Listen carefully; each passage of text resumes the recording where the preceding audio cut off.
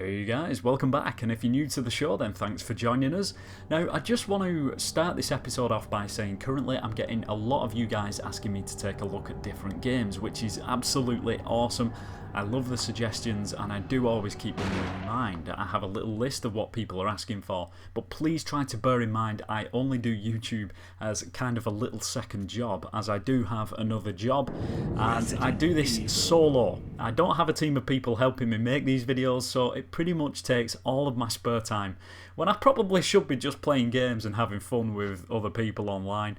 But for example, this video has taken me around 14 hours to record this footage, not to mention the editing time after that.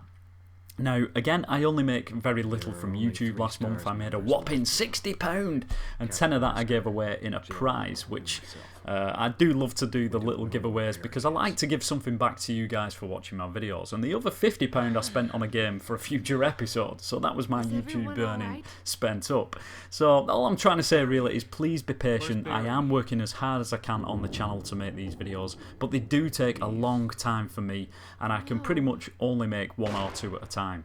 But thank you for sticking with me on this, and anyway, let's get on with the episode, which I've been looking forward to for a while, and I've had quite a number of you guys asking me for this one actually. It is of course Resident Evil, and this is the HD version we're going to be taking a look at.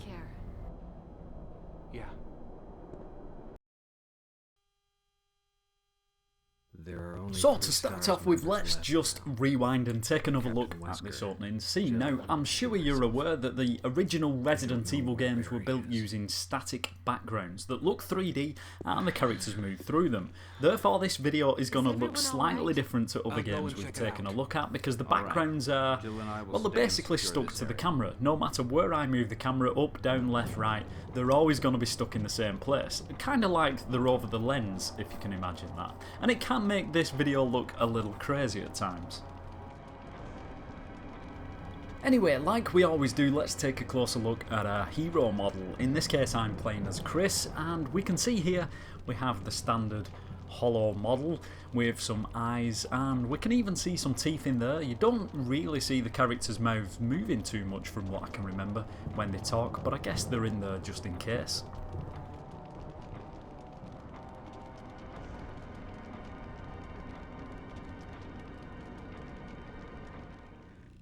Of course, there's the famous cutscene when the first zombie that we come across is having a good old chomp on Kenneth. Again, some of these cutscenes like this one we can't move the camera unfortunately because it is pre-rendered, but others we can, which are done in real time, and we'll be taking a look at some of those later in the video.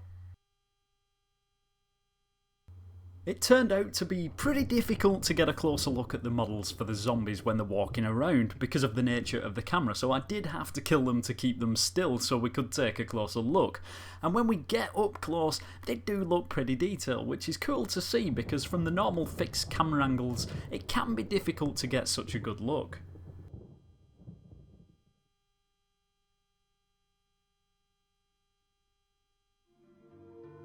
One thing I came across that definitely sparked my interest was the note that we find in the first safe room. Now, from the normal above camera angle, you cannot see what's written on the note. It just looks like a load of squiggles, which I expected it to be.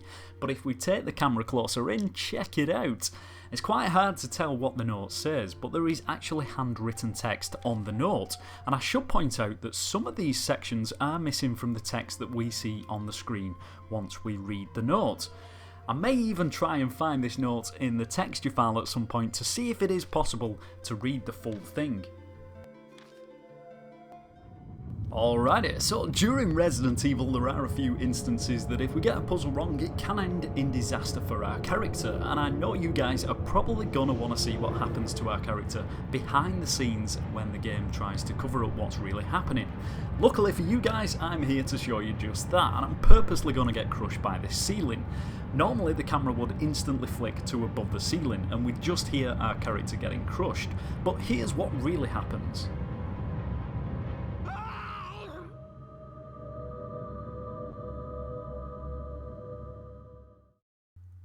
Now, for those of you who saw my last video, you'll know what's about to happen, but for those who didn't, Basically, whilst I was filming this episode, I found a mysterious copy of the Moonlight Sonata score hidden within this fireplace wall where we get the second floor map from. If you want to see it, I'll leave a link in the description. But I was pretty much putting that video out there to see if any of you guys had come across this before or could come up with an explanation to why it might be there. So at the moment, we may be the first here at Slippy Slides to come across this little secret that's been hidden in the game for so long. Now, one of the great suggestions that came forward from that video was from Havocy Production, who suggested it could have been from the beta build of the game, and the developers made it so you could collect the musical score instead of the map, and maybe later switched it back but left the music score hidden in the wall, which is certainly a viable theory. Now, what I also showed in the video is after trawling through 9,000 texture files, I managed to find the file for this score, and I spun it around and blew it up and gave it a nice little background so you guys can see it better. The funny thing is, even after checking the music score from the game which we do collect, it's different from this version as it doesn't have the title of the piece on it. So I think this texture was actually discarded after maybe the beta, if that theory is correct.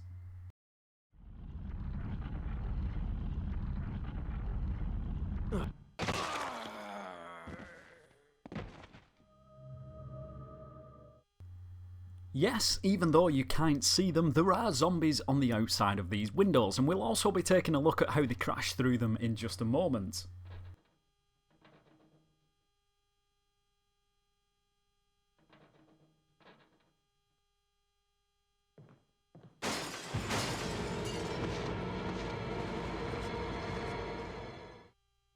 It's no wonder that the camera never shows us a close-up of Rebecca playing the piano, because of course her fingers don't move individually, so it would be pretty difficult to do.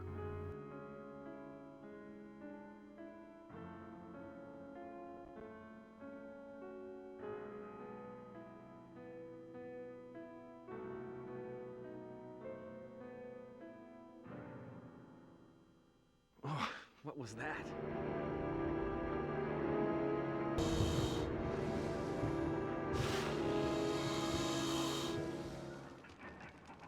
If, like me, you wondered if the Crimson Head was in the coffin before the cutscene, I can show you that he's not there, not until we get closer and the cutscene takes over, that is.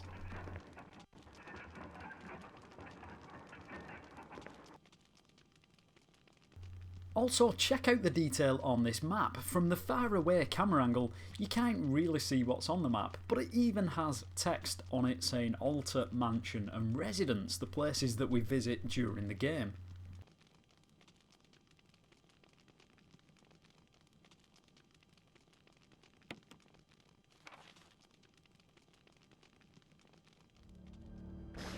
If you are arachnophobic, then you might want to look away for a few seconds.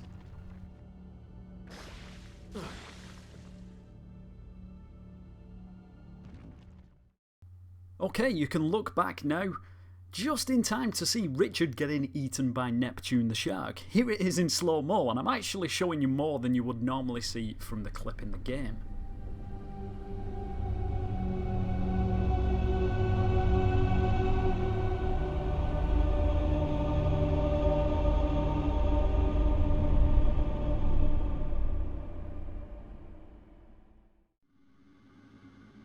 Interestingly, when we've closed off the pressure to the control room and the metal shutters have come down, if we fly the camera out through what would be the window, and you'll kind of have to use your imagination to get an idea of where I'm flying the camera now, we can still see the water textures outside and also find a model of Neptune, and I have to admit I thought he would have disappeared at this point.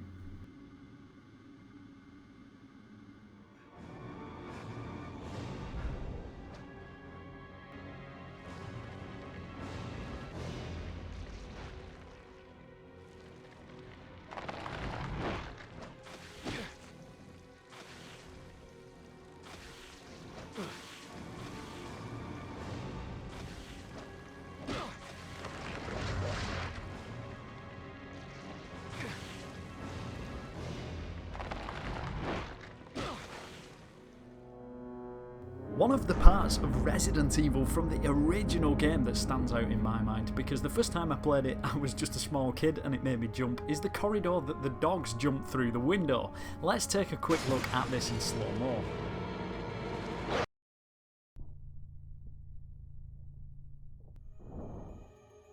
Another note that you can't see but actually has detailed text on it, and again there's more text on it than we see when we read it.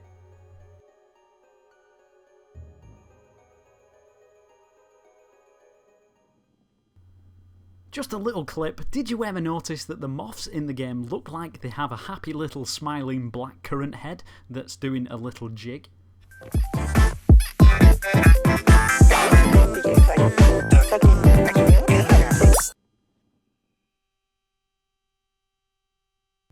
Moving on down to the tunnels now, and we're fast approaching one of the cutscenes that we can actually move the camera on, and when we do, it reveals and confirms a part of the storyline that was hidden from us.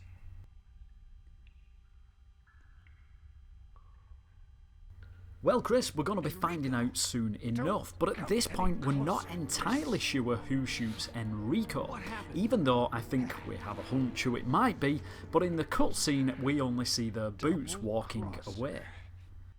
Enrico. But first of all, let's just take a look at Enrico pointing his gun, because we'd never normally see his face doing this. It doesn't really look like he knows where he's aiming. And also, if we move Chris just out of the way, we can see no one at this point is stood behind him. When Enrico gets shot, we just see that small clip of the boots. But what I'm going to do is manipulate the camera and move it up to see who this actually is.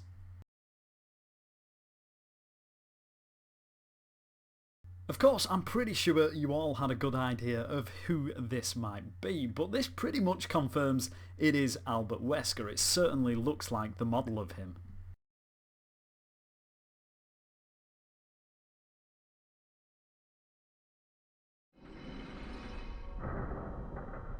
Coming towards the end of the game now, once we push all of these stones that are connected by the chains to the coffin, once we've pushed them off the walkway, the coffin opens and Lisa walks over and grabs her mother's skull. She then drops herself off the edge of the platform. Now, if we walk back over to this pre-rendered background where she was and move the camera so it would be off the side of the platform, we can actually find Lisa's model down here. It is quite hard to see because it's so dark, but now if we go inside her head, check this out.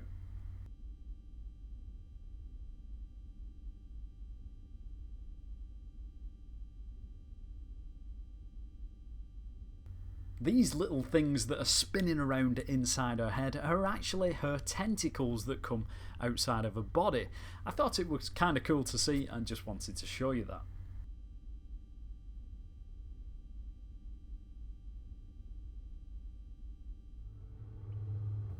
One of the more interesting models of a zombie was one of the scientists down in the lab, and when I took a closer look I found he had a name tag, and it looks like it says Chris, but I don't remember there being another Chris in the game other than our character. Understand. It's magnificent. Just before the end of the game, if you did manage to save both Rebecca and Jill, they will join you for the last fight against Tyrant. But before they do, let's just rewind and take a sneaky peek at what they look like in the elevator.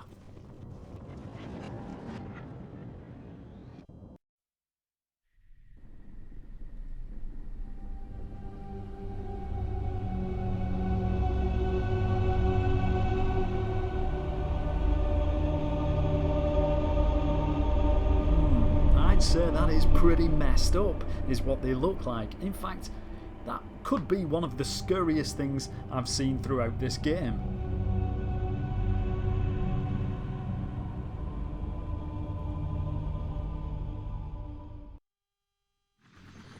Alright guys, on that note, that is it for this episode. Of course, I really hope you've enjoyed the video, and I hope I've shown you things that you may have missed all those years ago when you were playing Resident Evil. What a great game this was.